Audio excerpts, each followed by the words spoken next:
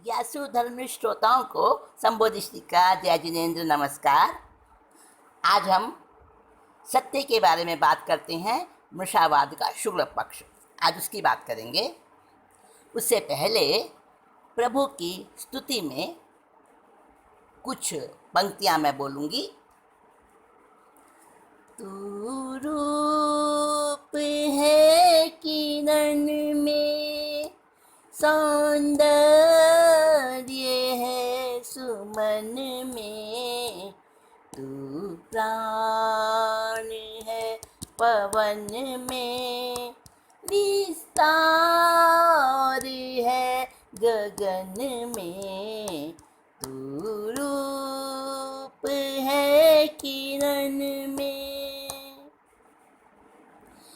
हे दीन बंधु ऐसी प्रतिभा प्रदान कर तू, देखूं तुझे सभी में, मन में तथा वचन में, तू रूप है किरण में। दुख में न हार मानूं, सुख में तुझे न भूलूं, ऐसा प्रभाव भर दे मेरे अधीर मन में, तू रूप है किरण में। कठिनाइयाँ दुखों का इतिहास ही सुयश है, मुझको समर्थ कर दे हर कष्ट के सहन में, तू रूप है किरण में। सौंदर्य है सुमन में, तू प्राण है पवन में, विस्तार है गगन में, तू रूप है किरण में।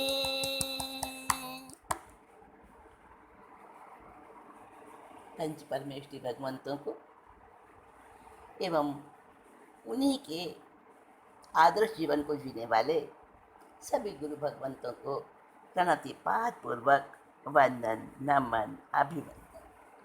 आप सबके अंतःकरण में विराजित शुद्ध परमात्मा तत्व को मेरा अभिनंदन, मंगल स्मरण।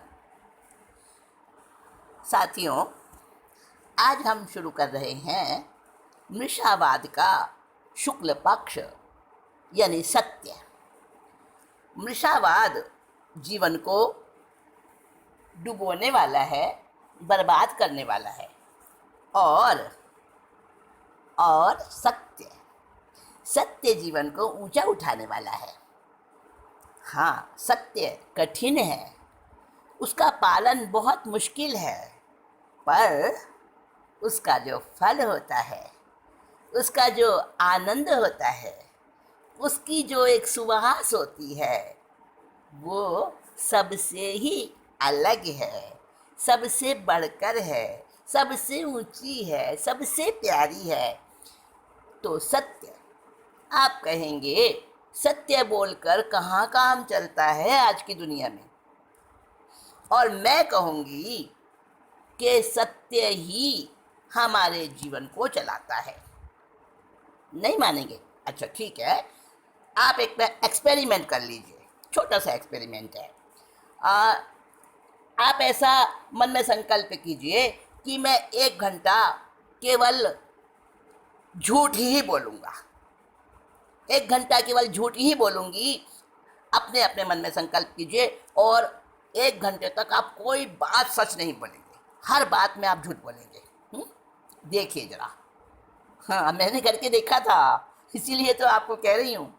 हाँ, जब मैंने सोचा मैं 1 घंटे तक झूठ ही झूठ बोलूँगी, अब मुझे मिलने के लिए कोई आए और उन्होंने मेरे से पूछा, मज़े में हो, खुश हो, स्वस्थ हो? मैंने कहा नहीं। अच्छा, क्या हुआ, क्या बुखार है? मैंने कहा नहीं, बुखार तो था नहीं। तो जब बुखार नहीं था तो फिर मैंने कहा हाँ, क्योंकि मुझे झूठ बोलना था ना। उन्होंने कहा बुखार है, मैंने कहा हाँ। कोरोना हो गया है? मैंने कहा हाँ। अब देखिए मेरी मुसीबतें, समझ गए ना आप? समझ गए ना क्या क्या सहन करना पड़ा? और आपने 1 घंटा संकल्प किया मुझे झूठ ही बोलना है। और मम्मी ने कहा बेटे भूख लगी होगी, भूख लगी है ना, खाना खाओ। भूख लगी है ना? नहीं, नहीं लगी, यही बोलोगे क्योंकि झूठ बोलना है। और ठीक है, जब भूख लगे तब खा लेना। अब जितनी बार आपको पूछा जाए आपकी फेवरेट चीज़ बनी है घर के अंदर और आप हमेशा नहीं नहीं बोलेंगे, नहीं खाना, कैसा तमाशा होगा? अरे हाँ, बहुत बहुत बहुत सारी बातें हैं। तो 1 घंटा भी सच के बिना हमारा काम नहीं चल सकता। पूरा जीवन हमारा गड़बड़ गड़बड़ अस्त व्यस्त हो जाता है। इतना ये सत्य है हमारे जीवन में समाया हुआ है। ये बात अलग है कि हमने उसको अपने जीवन से बाहर निकाल के रख दिया। और जब जब असली चीज़ बाहर निकल जाए तो फिर क्या रह जाएगा पीछे? मैं नहीं कहूँगी, आप खुद समझ लेना। मैं तो अभी सत्य की बात कर रही हूँ कि सत्य क्या है।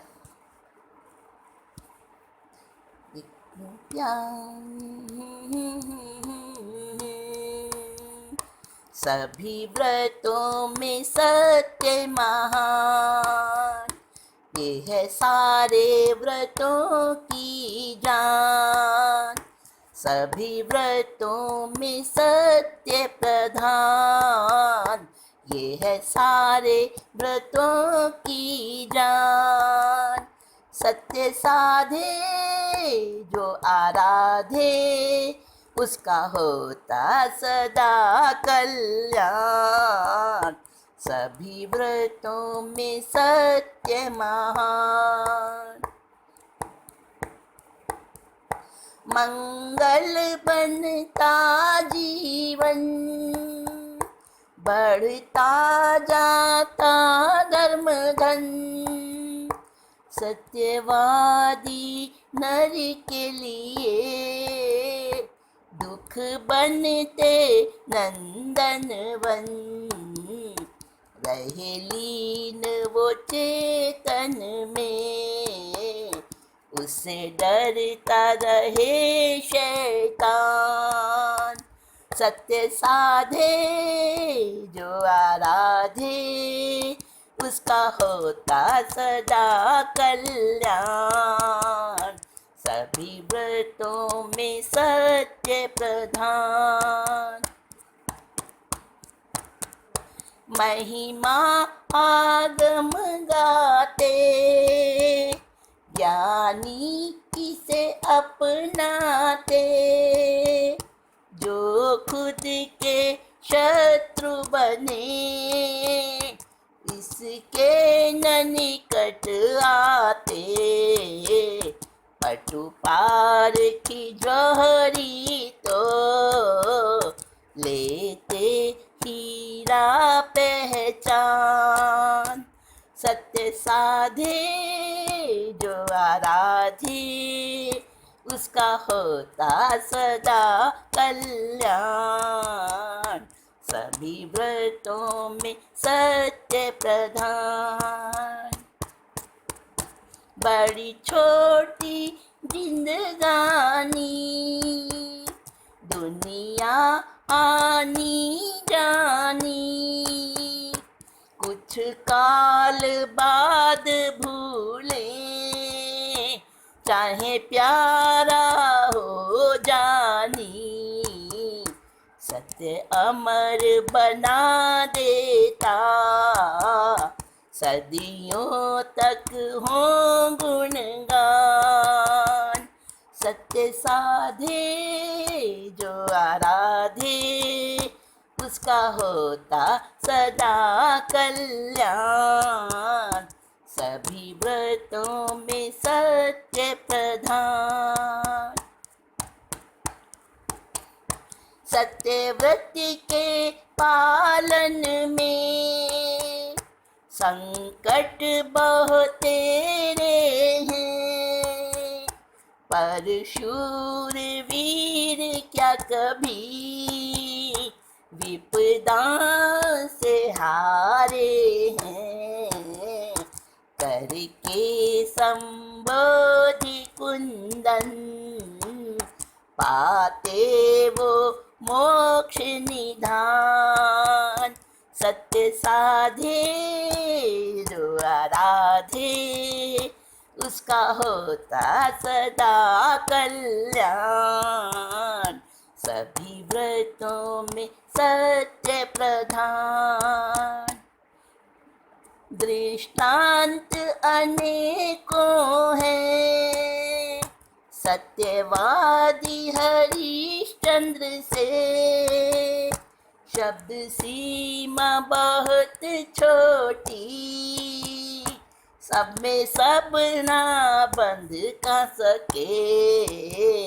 सुनो कथा सुनंद किए, सत्य से जो बना भगवान।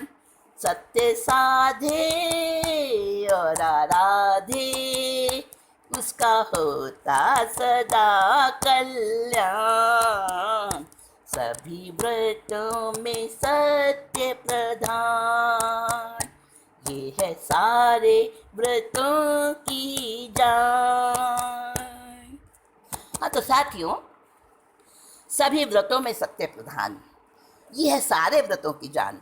जितने भी व्रत हैं मूल में है 5, है ना। जो श्रावक के लिए हैं अणुव्रत और साधु के लिए महाव्रत। कौन कौन से हैं?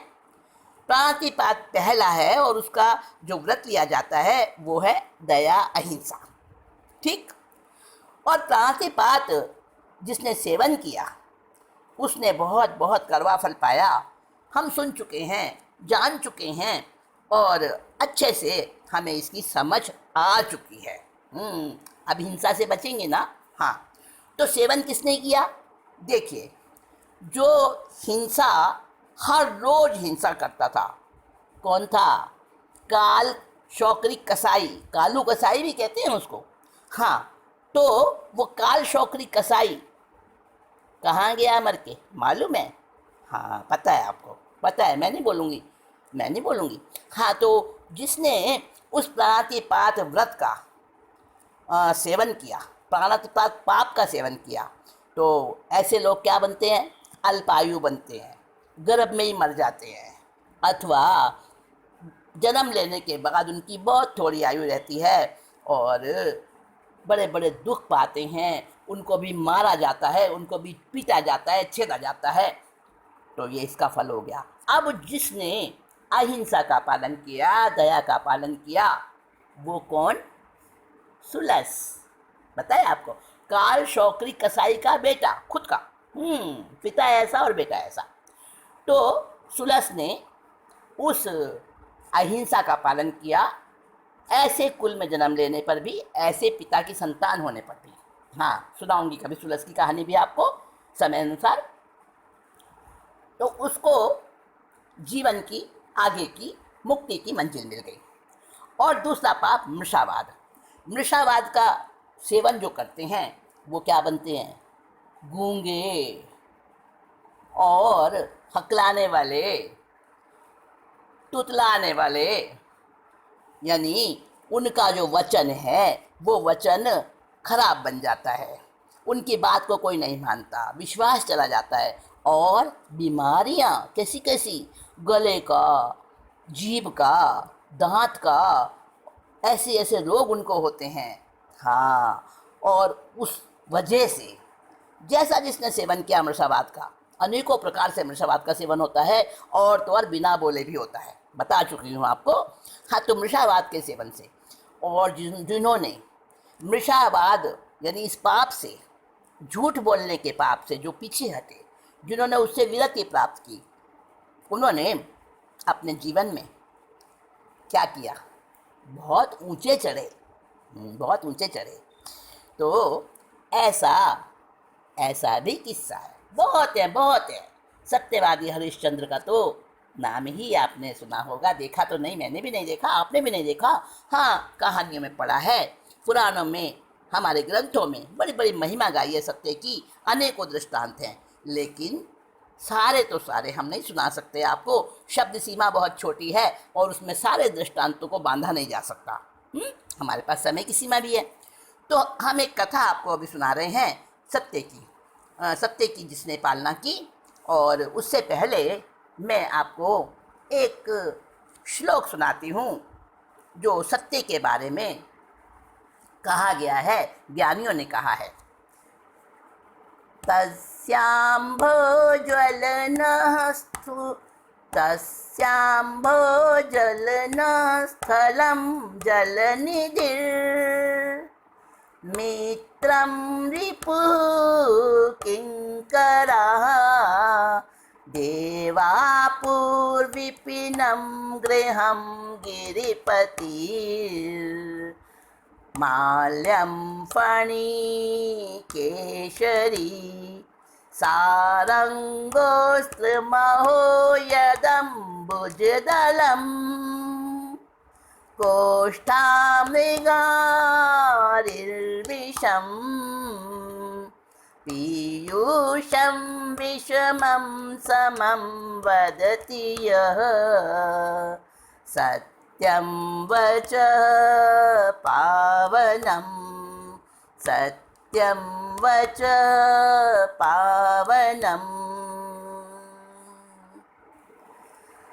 यानी जो सत्य का पालन करते हैं, देवता भी उसकी पूजा करते हैं, और जो गिरिपति यानी हिमालय जैसा गिरिपति, पहाड़ों का भी सरताज और फणी केशरी, वो गिरिपति यानी पहाड़ भी उसके लिए बहुत छोटा सा बन जाता है, यानी उसके लिए आसान हो जाता है। और फणी केशरी माने महाकाल रूपी नाग, वो भी उसका कुछ नहीं बिगाड़ सकता। और पीयूष उसके लिए सारे संसार की सब बुराइयाँ, सारे संसार के बुरे व्यक्ति, सब उससे द्वेष करने वाले, जो भी उसके लिए जहर है वो उसके लिए अमृत बन जाता है। किसके लिए बन जाता है? जो सत्यम वचः पावनम, जो सत्य वचनों को, पावन वचनों को जो अपने जीवन में धारण कर लेता है। हाँ, तो बात चल रही थी सुनंद की। मैं आपको एक कथा सुनाने वाली हूँ। सुनंद, कौन था सुनंद और उसने सत्य का पालन कैसे किया, हम सुनते हैं उसकी कथा को। सुनिए। और ये कथा कहाँ आई हुई है मैं आपको ये बता दूँ। उपदेश माला नामक ग्रंथ में ये कथा आई है, और प्रतिक्रमण सूत्र की टीका में भी ये कथा आई है। तो वहाँ से इस कथा को लिया गया है, और ये कहानी आपको बड़ी पसंद आएगी, बच्चों को भी पसंद आएगी ये कहानी, और ज़रूर सुनाइएगा आप बच्चों को भी, ताकि उनके जीवन में भी सत्य का अंकुर आरोपित हो और वो एक महावृक्ष बने। सुनो चरित्र सुनंद का प्यारा, सत्यव्रत धरा कर्म खपाए। सुनो चरित्र सुनंद का प्यारा, सत्यव्रत धरा कर्म खपाए। तभी नश्वर जगत में उसकी कीर्ति आज भी गाई जाए। राजा अरिंजय की नगरी में पति पत्नी आनंद नंदा, भद्र और भद्रा दंपति थे, सुखी थे वैश्य युगल भ्राता, दोनों के ही संतान नहीं थी, बस यही कमी उन खाए। सुनो चरित्र सुनंद का प्यारा, सत्य व्रत धारा कर्म खपाए। हाँ, कौन था सुनंद? सुनंद अपने माता पिता का इकलौता बेटा था। माता का नाम नंदा और पिता का नाम आनंद। कहाँ रहते थे? राजा अरिंजय की नगरी, जहाँ राजा अरिंजय का राज्य था, उस नगरी में वो रहते थे। और दोनों भाइयों का परिवार, यानी आनंद और नंदा, और दूसरे भद्र और भद्रा, यानी एक भाई का नाम भद्र, एक भाई का नाम आनंद, और आनंद की पत्नी नंदा और भद्र की पत्नी भद्रा। दोनों भाइयों का ये परिवार बड़ा सुखी था, वैश्य परिवार था, महाजन थे, और दोनों बड़े प्यार से रहा करते थे। पर सब कुछ था, धन था, आपस का प्यार था, विश्वास था, सद्भावना थी, आनंद ही आनंद था। पर उनके यहाँ एक कमी थी, दोनों के ही संतान नहीं थी। हाँ, दोनों ही परिवार संतान विहीन थे, और यही कमी बस उनके जीवन में उन्हें परेशान करती थी। और उनके बारे में और बताते हैं, दोनों भाइयों का परिवार कैसा था। अरहत धर्म के मार्ग पे चलते, स्वीकारें अपने कर्मों के फल, दान पुण्य करें प्यार परस्पर, फिर भी कभी हो जाते व्याकुल, अंतराए कभी तो टूटेगी, एक दूसरे को वो समझाएं, सुनो चरित्र सुनंद का प्यारा, सत्य व्रत धारा कर्म खपाए। जेठानी नंदा के सहसा पुण्य थे पर प्रगटे उस अवसर, जेठानी नंदा के सहसा पुण्य थे प्रगटे उस अवसर, 9 महीने में पुत्र जन्म था, नाम सुनंद रखा शुभ कर, चाचा चाची भी उसके ऊपर अपने तन मन प्राण छिटकाए, सुनो चरित्र सुनंद का प्यारा, सत्य व्रत धारा कर्म खपाए।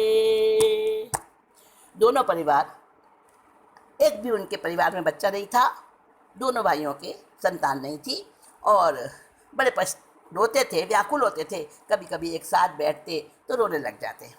फिर जिन धर्म को मानने वाले अनुयायी भगवान अपनी आत्मा पे, अपने कर्मों पे, अपने धर्म पे विश्वास रखने वाले, तो एक दूसरे को समझा देते। कभी वो रोता तो वो समझा देता, दूसरा रोता तो वो उसको समझा देता, और कहते कभी तो अंतराय टूटेगी, अरे कभी तो हमारे भी दिन आएंगे, मत परेशान हो। दान पुण्य भी करते, सेवा भी करते, परोपकार भी करते, यानी सब कुछ वो करते, पर पाप नहीं करते। कोई अगर हिंसाकारी उनको कोई इस प्रकार का बताता ना कि तुम्हारी संतान हो जाएगी, ऐसे कर लो, वैसे कर लो, नहीं, वो कहते थे सुगुरु सुदेव सुधर्म, हमें तो वही मानना है, हमारे कर्म में होगा तो कुछ हो, संतान होगी वरना नहीं होगी। कोई देवी देवता नहीं देते संतान, कोई मिथ्यात्वी देव नहीं देते, ये उनको पक्का पक्का विश्वास था। और कहते हैं ना कि सबके दिन बदलते हैं। जो बड़ी वाली जेठानी थी नंदा, आनंद की पत्नी, हाँ, उसको गर्भ रहा, और 9 महीने बाद पुण्य से उसके एक पुत्र का जन्म हुआ, सर्वांग सुंदर, बड़ा कोमल, भोला भाला बच्चा, उसको देखकर ही मन प्रफुल्लित हो जाए, और उसका नाम रखा सुनंद ना, सुनंद नाम रखा। और माँ बाप का तो लाडला था ही वो आनंद, और नंदा तो खुश होते ही थे, लेकिन चाचा चाची कौन थे? भद्र और भद्रा, वो दोनों भी उस पर अपनी जान छिड़कते थे, और बड़ा प्यार से पल रहा था वो सुनंद। हाँ, फिर क्या होता है, देखिए, दिन के बाद रात भी आती है ना। हाँ, तो शुभ कर्मों के बाद में कभी अशुभ कर्म का भी उदय आ जाता है। छाँ के बाद धूप भी आती है, तो आँख मिचौली कर्मों की चल रही थी। आँख मिचौनी कर्म की चलती, आनंद ने खटिया पकड़ी। भद्र और भद्रा से बोला, अंत समय आंसू की लड़ी। नंदा रह जाएगी अब अकेली, मुझे सुनंद की चिंता सताए। सुनो चरित्र सुनंद का प्यारा, सत्य व्रत धारा कर्म खपाए। एक बार अशुभ कर्म का उदय आया और जो सुनंद का पिता यानी बच्चे का पिता जो आनंद था वो बीमार हो गया। ऐसा बीमार हो गया कि खाट से उठ ही नहीं पाया और उसको लगा कि अब मेरा अंतिम समय है। और सारे परिवार के लोग, पत्नी नंदा बच्चे को गोद में ले रखा है, भाई और उसके छोटा भाई और उसकी पत्नी भद्र और भद्रा वो भी बैठे हैं चारपाई के चारों तरफ, पलंग के चारों तरफ, और कह रहे हैं भैया ठीक हो जाओगे, चिंता ना करो। लेकिन आनंद तो जान रहा था कि अब मेरा समय ज़्यादा बाकी नहीं है। वो रोते रोते कहने लगा कि अब नंदा अकेली रह जाएगी, बस मेरा तो आयु पूरा होने वाला है और ये सुनंद अभी छोटा बच्चा है, मैं इसका कुछ भी नहीं कर सका, इसको मैं संस्कार नहीं दे सका। क्या दुख था आनंद को। हाँ, मैं इसका पिता तो बना, जन्म तो दिया मैंने इसको, पर मैं इसको सुसंस्कार नहीं दे सका। अब वो अपने भाई से कह रहा है, भद्र से कह रहा है कि भैया अब तो तुम्हें ही संभालना है। क्या भद्र और भद्रा ने क्या जवाब दिया और क्या इसके बाद की कहानी का मोड़ आया, मैं आपको नेक्स्ट मीटिंग में बताऊंगी। अभी तो इतना ही कहूँगी कि आप जल्दी जल्दी वीडियो को क्लिक कर रहे होंगे। हाँ, लाइक और सब्सक्राइब कर रहे हैं ना। हाँ, मुझे पता है आप भूलते नहीं हो। तो ये जो नए हमारे श्रोता हैं ना, उनको भी मुझे बताना है कि वीडियो को लाइक सब्सक्राइब और क्या करना है, बेल आइकन को भी दबाना है।